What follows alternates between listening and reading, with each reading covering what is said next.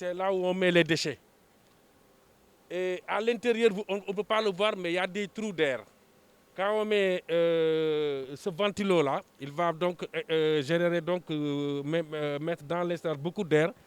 Et ici, si vous voyez, sur ici, on a mis de l'eau. De l'eau. C'est un réservoir d'eau, c'est un four qui a de l'eau, entouré donc de l'eau. Donc voilà, le circuit est là. Voilà. Et de là, on a un flotteur. Ici, si vous voyez, le niveau de l'eau correspond donc au niveau donc, du four, de la chaudière, je peux dire. Donc c'est rempli. Et quand on incinère au fur et à mesure, donc, on remplit donc le circuit avec de l'eau. Et cette eau chaude sera récupérée ici pour une utilisation, bon, ça dépend donc de l'hôpital, bon, pour leurs besoins, je ne sais pas. Voilà. Et on a deux brûleurs. Un brûleur qui est là, si on met en marche, vous allez le voir. Et on a encore un autre brûleur horizontal et vertical. Et de là, on a une cheminée. On avait mis même une sortie de vapeur. Ça, ce n'est pas de la fumée.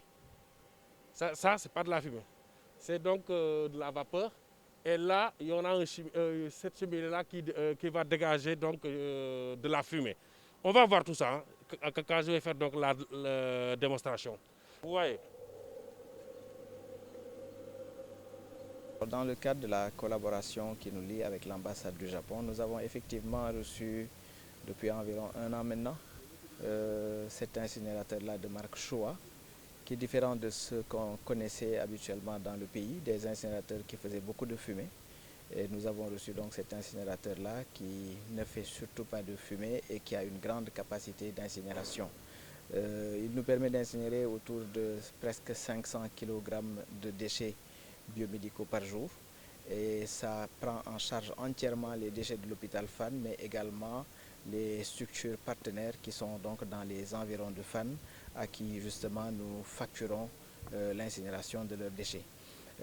C'est une machine qui nous a permis d'avoir aujourd'hui également de meilleurs rapports avec le voisinage, parce qu'on avait d'autres incinérateurs qui étaient bien sûr différents, qui étaient en fin de vie et qui produisaient beaucoup de fumée. Donc il y avait pas mal de difficultés environnementales, mais également de difficultés avec le voisinage. Et donc cet appareil-là, d'un coût de 82 millions, a permis de résoudre totalement ce type de difficultés. Ça a permis également d'intervenir de manière assez importante dans la gestion des déchets Covid de manière générale, aussi bien au niveau de notre centre de traitement ici, mais également des districts sanitaires qui recevaient également des patients et qui avaient beaucoup de déchets qu'ils ne pouvaient pas incinérer, et donc nous prenons en charge gratuitement pour les structures publiques. Donc dans le cadre de ce projet, ONUDI a été choisi par le gouvernement du Japon pour mettre en œuvre ce projet, pour aider les pays en développement et les pays émergents à lutter contre la pandémie du Covid-19.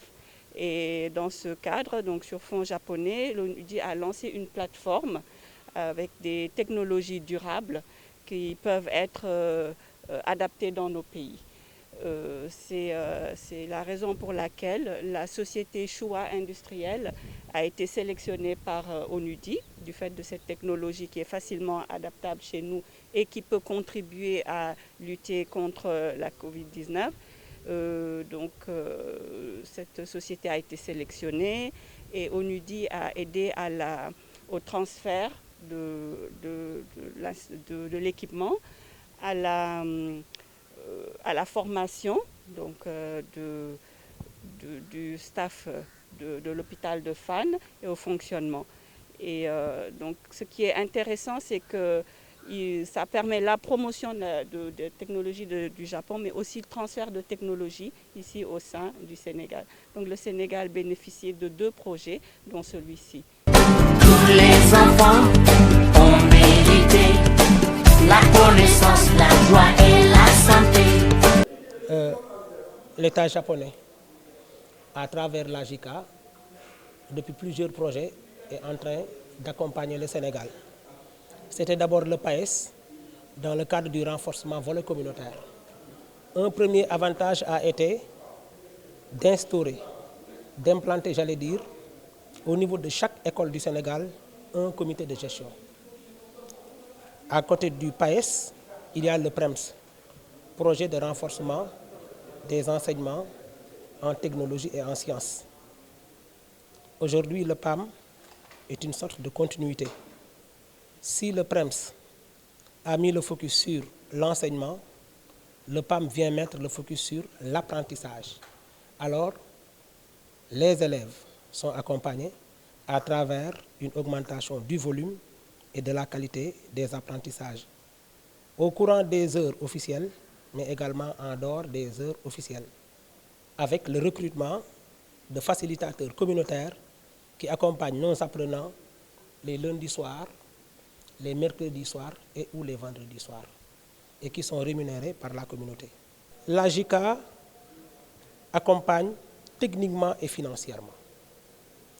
Financièrement, elle nous a permis cette année de former 3163 directeurs, 3163 enseignants et le même nombre de présidents de CGE. Ces acteurs formés ont à démultiplier cette formation au niveau de chaque IF. Mais également l'apport de la JICA, après avoir aidé le Sénégal à mettre en place au niveau de chaque école un comité de gestion, l'apport de la JICA, c'est de nous avoir aidés à pouvoir élaborer et mettre en œuvre au niveau de chaque école un plan d'action volontariste basé sur la qualité.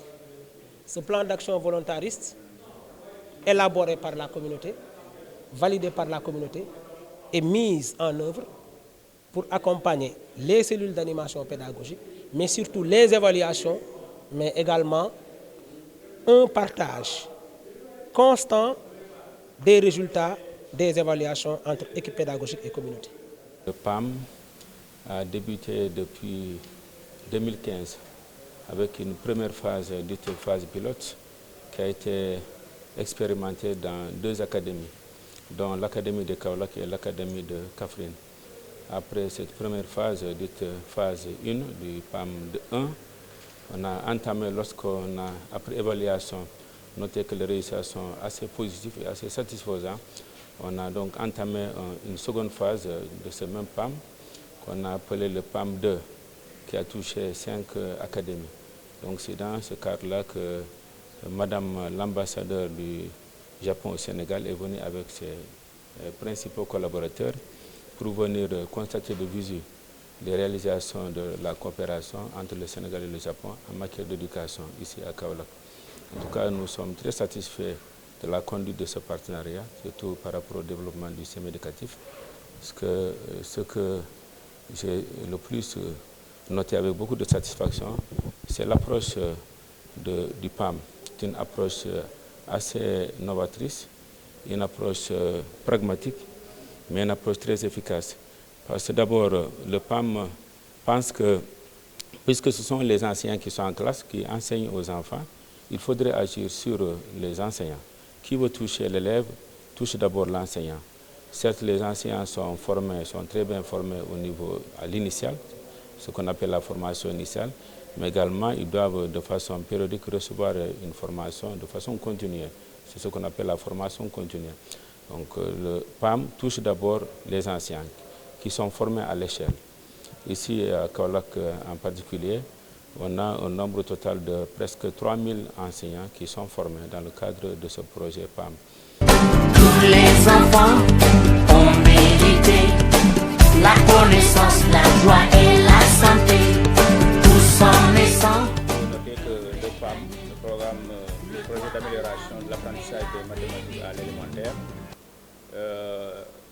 a eu d'abord à se dérouler en 2 phases. Donc la première phase appelée PAM 1 a été essentiellement centrée sur le volet communautaire et bien sûr assorti d'un volet pédagogique qui concernait l'amélioration des mathématiques de manière générale. Le PAM 2 qui a débuté en 2020-2021 qui va se poursuivre jusqu'en 2025 effectivement reprend le volet communautaire mais centré essentiellement cette fois-ci sur les activités numériques. Alors, nous avons ici au niveau de Nioro tenu un CDD, donc un comité départemental de développement, le 25 octobre dernier, et avec tous les acteurs, les autorités administratives, les autorités territoriales, les acteurs techniques, donc sont les inspecteurs de l'éducation, les codecs, etc. Et également, bien sûr, les communautaires, donc les présidents du CGE, les présidents du CGE. Et au cours de ce CDD, des engagements ont été pris pour l'organisation de foras au niveau des communes. Les 15 communes de Nioro, donc dans toutes les 15 communes, des foras ont été tenus. Et les résultats satisfaisants donc, du PAM 1 ont été présentés, ce qui a fait que l'expérience donc, a été poursuivie au niveau donc de la circonscription. Alors pour les résultats exactement, il faut dire que l'expérience a montré quand même qu'il y a eu un relèvement des taux de performance des élèves en matière, donc en mathématiques. Donc c'est ça qui a été relevé comme résultat. Maintenant, c'est ce qui a encouragé un tout petit peu les gens à poursuivre l'expérience. Tous les enfants ont mérité la connaissance, la joie et la santé. Tous en naissant. Un honneur d'être choisi parmi tant d'autres écoles.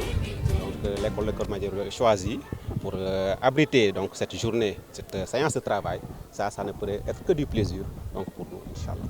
Maintenant, on a entamé la phase 2, PAM 2, présentement, n'est-ce pas? Et jusque-là, nous voyons que du progrès. Parce que là où on était en 2015, on a senti vraiment un net progrès par rapport aux enseignements apprentissages en mathématiques. Ouais. Et si je peux le donner même en termes de pourcentage, en 2015, on était aux environs de 15%. En 2019, donc ce taux a augmenté jusqu'à 82%. Vous voyez bien. Donc, c'est pareil également pour donc, le CE2, n'est-ce pas? Là aussi, on était à près de 30%. Ensuite, maintenant, en 2019, on est venu à près de 83-85%. Pour la communauté, on a vraiment intégré la communauté. Et aussi, la communauté, toujours, elle participe pour la réussite de ce projet. En faisant ce qu'on appelle, en créant ou bien ce qu'on appelle le PAVQ. Donc, programme d'amélioration, plan d'action volontariste de qualité. Donc, vraiment, c'est une nouveauté. Et donc, ça a permis à la communauté maintenant d'intégrer.